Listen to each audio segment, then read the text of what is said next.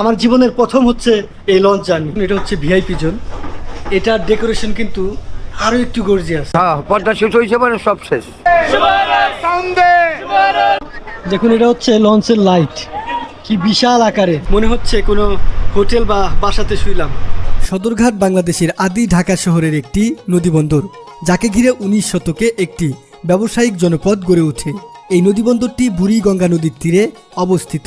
ঢাকার Sadarghat launch terminal থেকে সর্বমোট 45টি রুটে নৌযান চলাচল করে। এই নদীবন্দর থেকে বাংলাদেশের দক্ষিণ অঞ্চলের এলাকাগুলো এই লঞ্চ ও স্টিমার ছেড়ে যায়।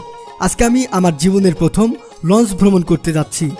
হে গাইস, আসসালামু আলাইকুম। আশা করি আপনারা সকলে ভালো আছেন। তো এই মুহূর্তে আমি আছি বাংলাদেশের রাজধানী ঢাকা শহরের সদরঘাটে, অর্থাৎ আমাদের যে লঞ্চ ঘাট বা নদী বন্দর বলা হয় এই সদরঘাটে।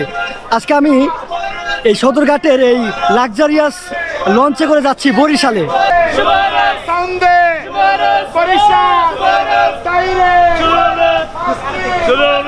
টিকিট বিক্রি করা হচ্ছে, এভাবে ডেকেই টিকিট বিক্রি করে। আর আমি আজকে এই শুভরাজ যে ডাকছে, এই শুভরাজে করেই যাচ্ছি সেই বরিশালে। তো দেখুন আমাদের এই লঞ্চটা কি বিশাল আর কি লাইটিং এর ভিতরে। আচ্ছা, এই ভাই আঙ্কেল হচ্ছে এই যে লঞ্চটা আছে এটার দায়িত্বে রয়েছেন। এভাবে প্রায় কতগুলো লঞ্চ বরিশালের উদ্দেশ্যে ছেড়ে যায় প্রতিদিন? আমার তো লস নাই বাবা, কমে গেছে।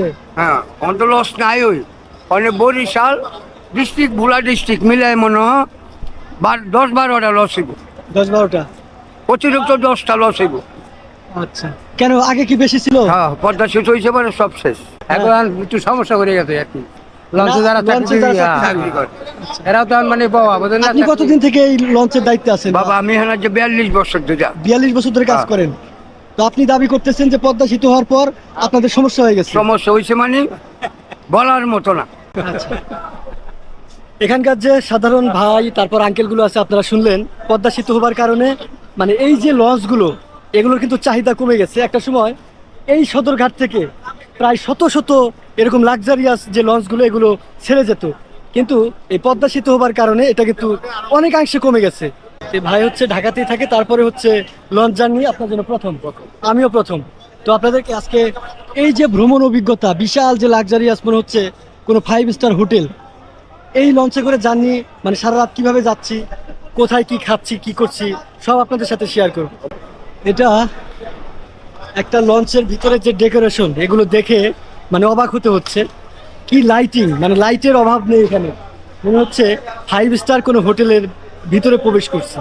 তো এটা হচ্ছে একদম সামন সাইড, আর এটা হচ্ছে টিকিট কাউন্টার। আর ওইখানে ওই ভাইগুলো হচ্ছে ডাকাডাকি করছে।